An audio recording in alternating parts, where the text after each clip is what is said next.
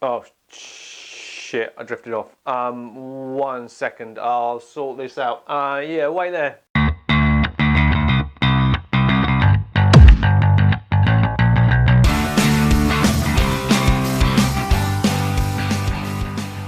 Hello and welcome to this decade's episode of Old Dog New Tricks. Sorry about the delay, but I have been rather busy. I've done stuff, the gutter's been fixed. Look at that, I did all of that myself. In case you're new to the series, at the tender age of 45, I am the old dog and becoming a racing driver is the new trick. That said, this is my 8th episode and I've yet to get anywhere near a racing car. So if things don't improve, I'm going to have to rename this series Old Dog, Same Old Shit. But fear not, in this episode I'm going to take some serious steps towards transferring from sim racer to real world racer.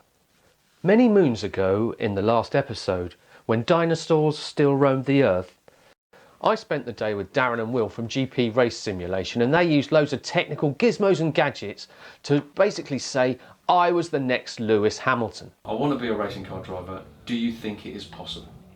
Yes. So instead of heading out to buy an Oculus Rift, I went out and bought a crash helmet. But it turns out in order to be a racing driver, a fancy hat isn't enough. You need some other stuff too. So when you're sim racing, as long as you manage to keep your headphone cable clear of your steering wheel, you're pretty safe. You don't need any special kind of clothing. Yeah, if you do a 24-hour race, you might need a donut cushion to stop the hemorrhoids. But other than that, you can pretty much wear what you want. I, for example, have been known to race in my wife's fake Ugg boots because they're comfortable and I get cold toes. What?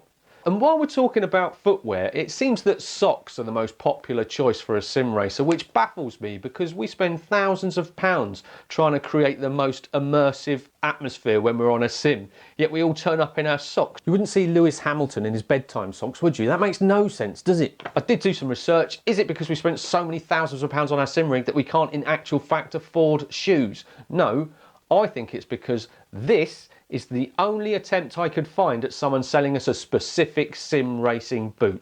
That thing is horrific. No wonder we wear socks. Anyone who bought one of those would need an intervention. First you're wearing a sim boot, the next thing you're writing your name on the wall in your own shit. But the elongated point I'm making here is there are no regulations when it comes to wearing clothes on your sim, but in real world racing there are quite a few. In order to race in the UK, not just any helmet, overalls or gloves will do. Depending on the type of motorsport you're competing in, they must bear the correct standard label indicating that their design has been tested and approved for use in UK motorsport. Now, when I first got into this project of transferring from sim racer to real world racer, I spent way too much money on some things that I definitely didn't need. The only money I spent and feel like I wasted was the money that I spent on iRacing. So I made a promise to myself that from that point onwards, I'd do my research thoroughly so I wouldn't spend money or waste it in any way. I'd spend the bare minimum it was possible. For two reasons really. One, I'm not made of money, and two, I think it's more useful if you find out what the baseline for motorsport is, as it's an expensive game, as you're about to see. So let's first talk about that crash helmet, the crash helmet that you saw at the end of the last episode.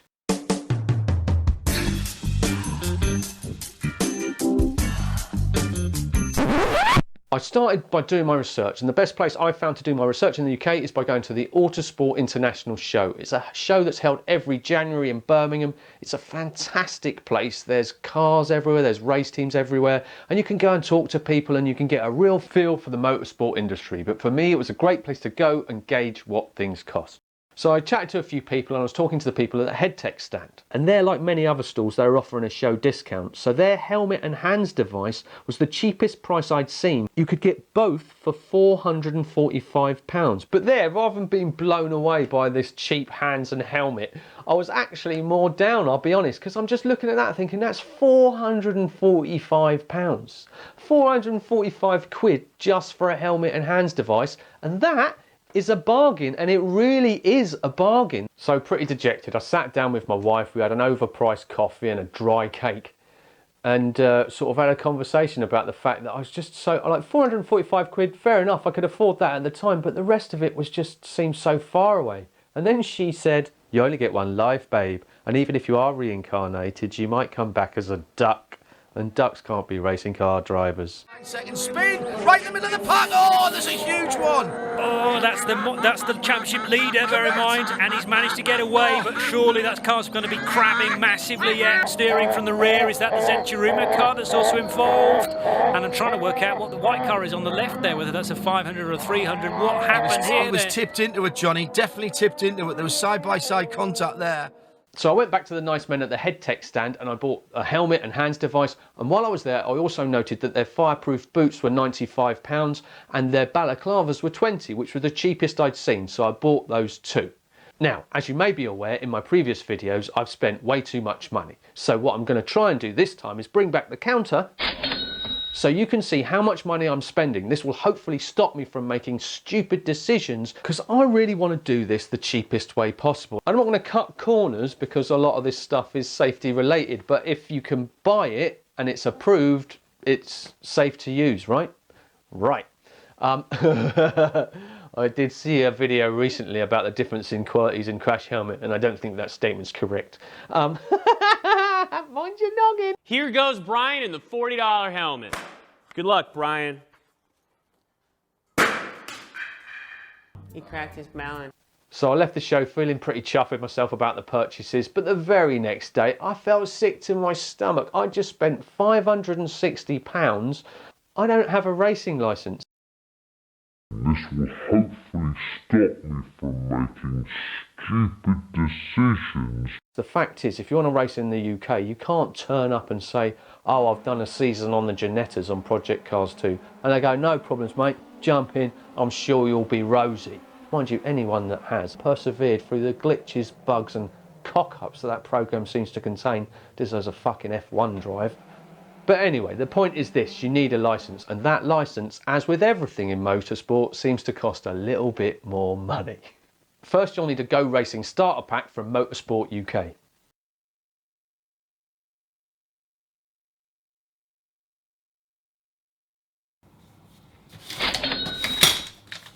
This pack contains your licence application form, and the fee includes the cost of your licence for the year. But buyer beware, licences are dated for the year, not from the date you get it. So if you get it in October, you get 3 months of racing, not a full year. It also contains a booklet highlighting the next steps to take. And in 2018, yep, I told you this video was old, mine came with a DVD and instructional films, basically covering safety, rules of the racetrack, and most importantly, the flags used and what they mean. In 2019, I understand they're sending the same information on a USB stick, which is really great, because if I'd had a USB stick, it would have saved me a whole lot of hassle. I wouldn't have had to build a time machine to watch the frickin' thing. Although, as I understand it, in the 90s, British racing nearly ground to a halt because they were still using video discs, and the cost of postage and packaging nearly bankrupted the whole business. And mine came with a pen. Yeah, arguably the best thing in the box. Who said motor racing was a rip-off?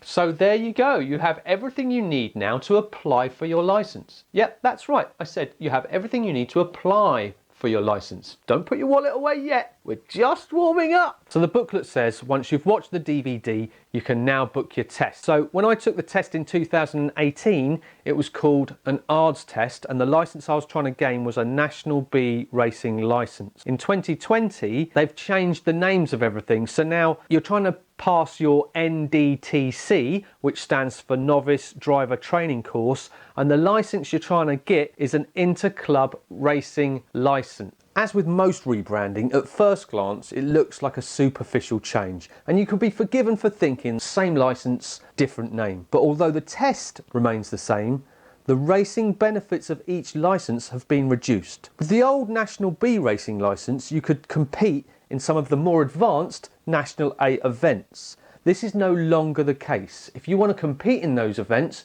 you now have to buy the next licence up. And it feels like a lot of people either haven't noticed or don't care about the stealth increase in cost, because it's been hidden behind a smoke screen of like a fancy new logo, a host of new names and a couple of acronyms. No one is saying changing the name or putting a new logo above the door is going to change the culture of the organisation. What it is, hoisting a flag above the building and saying we are going to behave differently from now on.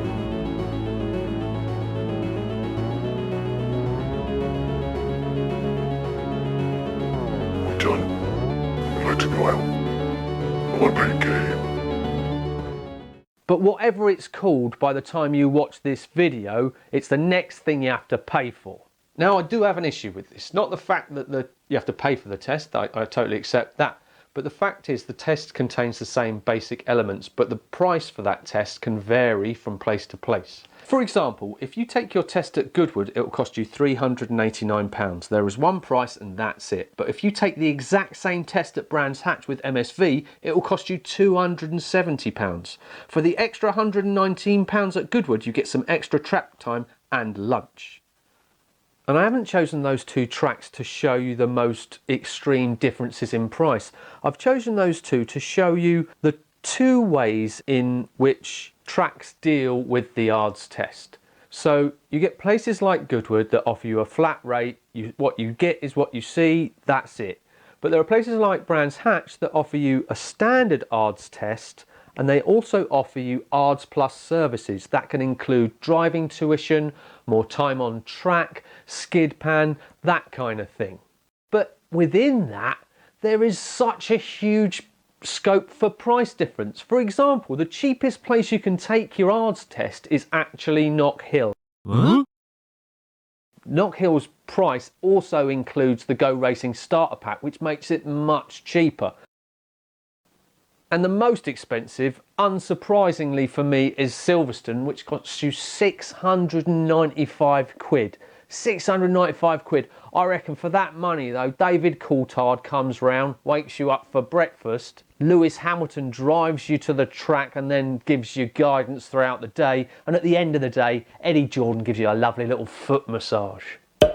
So this weird wonky pricing structure where nothing seems to match us and you're not sure quite what you're getting for your money, and is it worth doing that as opposed to doing it somewhere else. Now, I spoke to someone at Motorsport UK and they said it's probably because the insurances that costs at some tracks vary. But surely as an organisation that claims to be attempting to reduce the costs of competition, they could have some sway in this area. Offer one standard ARDS test at a standard ARDS price, no matter where you take it in the country. It's a price that's set by Motorsport UK, the governing body. That way, if then you want to charge an extra £119 for a cucumber sandwich and someone's willing to pay for it, crack on. But at least there's a standard set.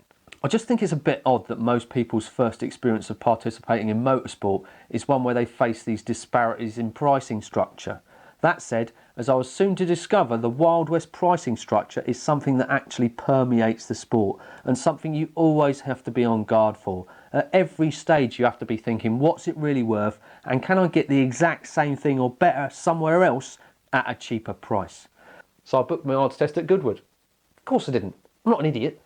I booked my ARDS test at Brands Hatch because Brands Hatch and MSV offered the cheapest ARDS test possible at £270. That's my local track, plus it's the track that the entire first series focused on, and the track I've done the most virtual laps of. So once you've booked your ARDS, the literature says if you're over 18, you will need a medical. But full disclosure, I did not book my ARDS first. They state that some tracks require it, but Brands didn't. But I chose to get my medical anyway because as a 45-year-old man, a trip to the doctor to pee in a pot and have your basic health checked is way more terrifying than a glorified driving test. But hypochondria aside, there's a far more sensible reason for me taking my medical first. If I pre-booked my ARDS test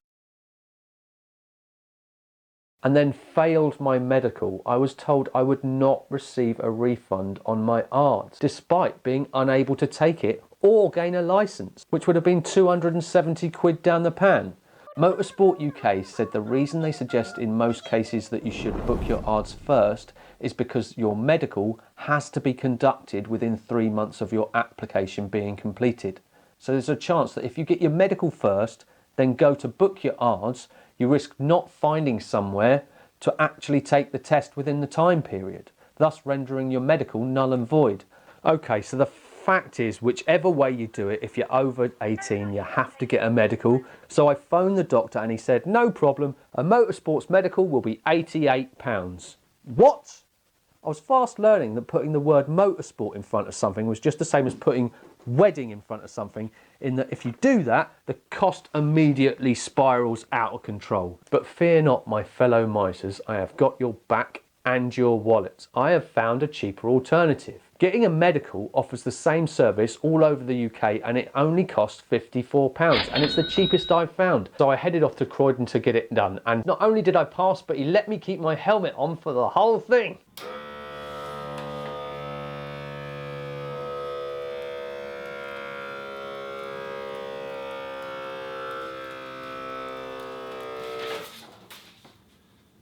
Now, I don't want you to get the wrong impression. I have whined and griped about the money, but please don't think I was anything other than so excited to finally be not only living my dream and trying to become a racing driver in the real world, but I was also finally going to get to drive around Brands Hatch, a track I've visited more than any. It's my local track. I've done virtual laps aplenty around there. It was like a real goal for me to drive around there, so I was really excited. Please don't get the wrong impression. Now, I talked to lots of people about taking my ARDS test and they'd all said pretty much exactly the same thing. It is almost impossible to fail. In fact, when I asked Motorsport UK if they'd refund the licence cost, which was included in my Go Racing starter pack if I failed and could obviously no longer apply for it, the person I spoke to said that they wouldn't give any refunds, but he had never heard of anyone failing. So I was a little nervous, but predominantly I was excited. And the night before I could barely sleep. But in the morning, oh shit. Now, my fellow sim racers, I'm going to go out on a limb and say that we all have one thing in common. We have all, without doubt, done more dry laps than we have wet. In fact, I know it's worse than that. And here's why. Picture the scene if you will. You've got a race with your mates on Friday. You've spent a lot of the week practicing in the brilliant sunshine. By fluke rather than design, you've got a setup you're happy with and you're not too far off of everyone else's pace. The Friday night arrives, quali goes all right. Then you go to the grid. It's raining. But do you panic? No, not because you've got a fantastic wet setup, but because you know you're going to hear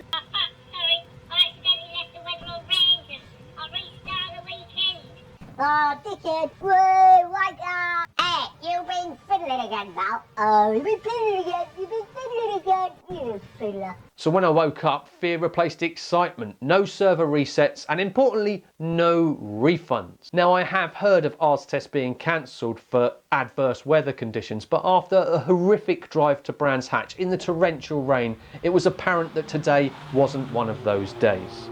So the first thing you do when you turn up is you've got to sign in, and as you sign in, and you sign in with all the other drivers, because what's crucial to note is that this is a test day, so there are other cars doing laps while you're trying to do your ARDS testing amongst the melee. For example, when we were there was a guy in a Nissan Micra that had sellotaped all of the seals shut, presumably for better aero efficiency. How does he get in, you ask yourself, when he's taped in? He climbs in through the window and does it up, but what was funny is because he's all wet and it's pissing down, the car just steams up immediately. It's like a mobile greenhouse that he has to climb out of the window. But yeah, all these guys in these weird cars or race cars, there's a Ginetta there's all kinds of people there. So after you've signed in, you go upstairs, and what happens next is they cover quite extensively the theory behind having a racing license. So all of the safety issues, the flags, how you should behave on track, how you should behave if you crash your car, that kind of stuff. It's all of the stuff that's in the pack that's sent to you that you should have really studied a bit before you come. That said, they are so thorough that you probably don't need to. I don't want to say they give you all the answers, but they definitely give you all of the answers. That's how it is. Because they have to, because all of the answers are the things that need to keep you safe. So you need to know this stuff. They are so thorough, in fact, that there was a guy just hanging around in a garage with his mate, and he came up to just take the ARDS test just on a whim, all blasé, like you do, and he was able to get fully up to speed before jumping in the car. As well as Mr. Casual, there were some guys there that had done some ARDS Plus training beforehand, so they'd done a lot of extra laps in the rain prior to the test. And when I looked out the window, all of a sudden, with hindsight, paying for those extra laps all of a sudden seemed like a very good idea. But as for the theory test, it's a piece of cake. It couldn't be any more simple. As long as you know the flags, you're going to be pretty much golden, because the questions are so silly. Some of the multiple choice questions in the test read more like jokes than actual questions. For example, you've crashed into a barrier, you're not injured and present no risk. Do you A, get out of the car and start taking selfies with spectators behind the fence? B, order a pizza. C, stay in the car and await instructions from the marshals. D, phone Autosport and tell them the story of your crash. So long before the time's up, we've all finished the exam and we're all sort of looking at each other and exchanging weird sort of knowing, oh god, that was rubbish, oh rubbish, oh easy, what a stupid question. Oh. So we do that for about 15 minutes. Then the exam finishes properly and the people start getting taken off to do their tests. The guy that just sort of turned up on a whim and did his tests passes, wanders out, wanders in again. Presumably he's going to walk down the steps quite easily and think, oh, do you know what? Probably go and climb Everest or something, or maybe even see a first aid box on the wall and think, do you know what, brain surgery it is for me. Anyway, he does one, disappears, and it's my go, and I meet my examiner, and his name is Jack, and when he's not doing ARDS tests, he drives a supercart, which, if you are unaware, is a cart that looks like a Mario Kart, but it goes at about 150 miles an hour with no seat belts. They wear motorbike levers. F1 driver David Coulthard got out of one and described it as the most frightening thing I've ever had to do. So I figure that I'm in safe hands. And while I'm talking to Jack, another guy walks in, and it's one of the guys that Jack has given training to in the morning. And Jack says, look, the weather's pretty awful right now. I'm happy to pass you based on what I saw this morning when we were practicing. So if you like, I can sign you off as passed the test now. If you really want to take the test, you can do it. But the conditions are getting worse and this morning you were capable. And the guy says quite happily, oh, don't worry about taking the test, sign me off, I'm done. But then the atmosphere changes in an instant because another guy comes into the room. And this guy had also had training in the morning. And this guy has failed his test. He's failed. The thing they said was impossible has just happened.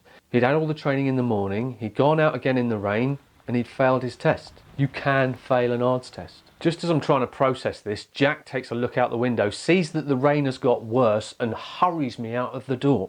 He has a theory that if it's raining loads, nobody else is going to be out on the track, so it's just me, giving me a better chance to pass my test. But it's pissing down, and a combination of icy wind, no jacket and nerves means I'm shaking like a leaf. Jack gets in the car, turns the heating on, tries to warm me up, and explains what's going to happen.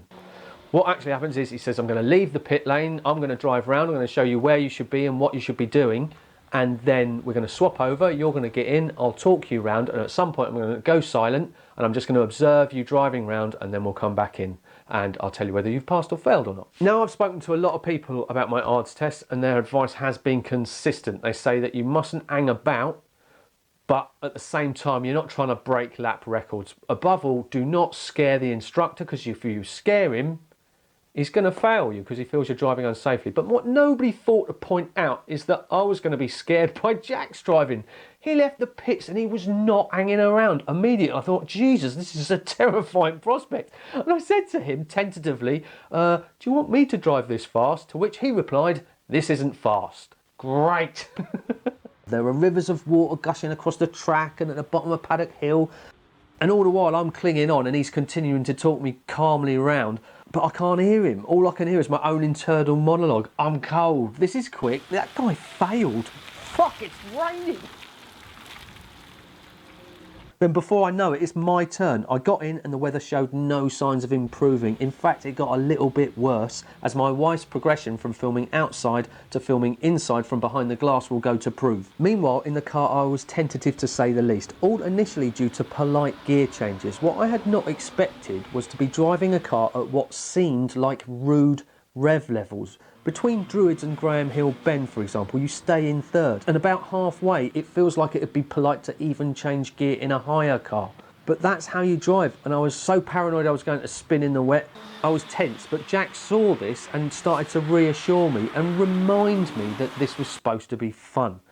And with that, my confidence grew to the point that I actually managed to catch and overtake a Janetta. And it was fun for a bit, but then, as he'd previously mentioned, Jack said he was going to go quiet and observe my driving. We did 3 laps. I went very deep at the bottom of one hill and we came in, but pretty much instantly he told me I'd passed my ARDS test. I was over the moon, and we sat there for a bit discussing further instruction because he was also an instructor. We discussed the videos, we touched YouTube. It was all very nice, but what we'd totally forgotten is my wife was filming outside for 5 minutes with no knowledge of whether I passed or failed, just sees us in the car talking, thinks I failed, doesn't know what to do, panics, but still carries on filming. Soz. But the long and short of it was I'd passed the driving part of my ARDS test, so pretty elated. We all went upstairs to get the results from probably the easiest test I have ever taken. And we'll just be, what? It's going black and white. It's never good when it goes black and white. If this fades to blackout, we are fucked. Now, I'm not going to say that I failed the written test, but I got 2 things round the wrong way. Now, I may be preaching to the converted, but I did confuse the terms imminently and ahead. I had managed to convince myself that ahead meant dead ahead and imminently means in a bit, you know, in a minute. When in fact the opposite is true, but once I'd identified my error, Pete said he was happy to pass me. So I'd passed my test, but the great folk at MSVT and Brands Hatch weren't done there. They also agreed to let me on the podium so I could have a photo, but they also took us round race control where they gave me a mug and this hat. And I was so spoilt by this point, I was starting to wonder if I was actually a Make-A-Wish Foundation kid. But still, there was one more thing. They changed the sign to say this. Now, I'm sorry that that's a still, but my wife did the classic thing of thinking she was recording when she wasn't, and instead of stopping, she actually starts recording when she thinks she's just stopped. So what we actually have is some excellent footage of the floor and the corridor where they can be heard saying, please don't film this, please don't film this. Nobody could see this. No, this is the bit that we never revealed. We never will. No, this is always immaculate, honestly. But after the trauma of following me around in the torrential rain all day, I really don't think I'm in any position to complain. I mean, it's just fucking stupid. You press record, you're supposed to record, right? It's gonna fucking kill me. I can assure you that that sign is a thing. It's not a Photoshop picture. There are some other sources where you can verify this information. I'd had a truly fantastic day and passed my ARDS test in the cheapest way possible. But before I disappear in a cloud of self-congratulation, spare a thought, if you will, for the guy that failed his test. Not only had he paid for and failed his ARDS test, he'd also had instruction beforehand. The cost of a medical, best case scenario, £54. So if he didn't eat or drink anything, his day out cost him £707. Ironically, because he wanted instruction beforehand, Goodwood would have been £160 cheaper. Yeah, he'd have had 15 minutes less time on track, but at least he'd have had a spot of lunch. And that's my point, really. This guy lost £707 at the gateway to motorsport. His first impression of the sport we all love, be it virtual or in the reels, was a rainy day out where he spent 707 quid and he has nothing to show for it. Part of the cost of his Go Racing starter pack, for example, covers the licence fee for a year. He's never going to use that portion of his pack. Surely if you fail, give a credit note or a discount on the next try. Not just, thanks for the cash, see you later. But it's too late for me, I'm in too deep now. And all I need to go racing is some gloves and some overalls. GP Racewear were having a sale, so I ordered both on, I shit you not, April Fool's Day. There was a snag though. After I'd ordered the gloves, GP Racewear discovered they were out of stock. But they didn't stop there. They gave me the next best set of gloves for the same price. So that's it, I've got everything I need. I've got my race licence, I'm wearing an outfit that cost me £946.90. But the way I look at it is this. If I at least wear it once, I've worn it just as many times as my wife's worn her wedding dress, and that's in the loft. And they both cost about the same amount of money, so I figure we were going to be all right. It's actually a massive lie. My wife's wedding dress was much cheaper than this outfit, and also she said that she'd sell it to get me into a racing car. So, I mean, that would suggest I'm the idiot. And there's no way I could be considered an idiot because I am now a racing driver. I've got flevers on my gloves. And if I am an idiot, I'm going to blame someone else. I was in the right, you were in the wrong. It was definitely his fault. It's got nothing to do with me. I was doing all right. Nobody's fault but your own, mate. Oi, forget it. I'm a racing driver now. So that's pretty cool. I have everything I need to go racing. I don't need to spend any more money. I've got my licence, I've got my clothes. What more could a racing driver need? Don't need anything else. Don't need anything. Oh, fuck's sake. I need a car. I need a fucking car. Where do I get a car from? Babe, you know you said that thing about your wedding dress?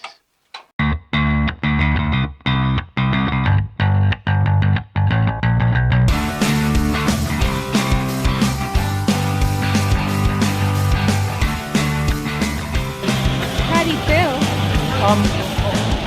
Pretty terrified, I'll be honest.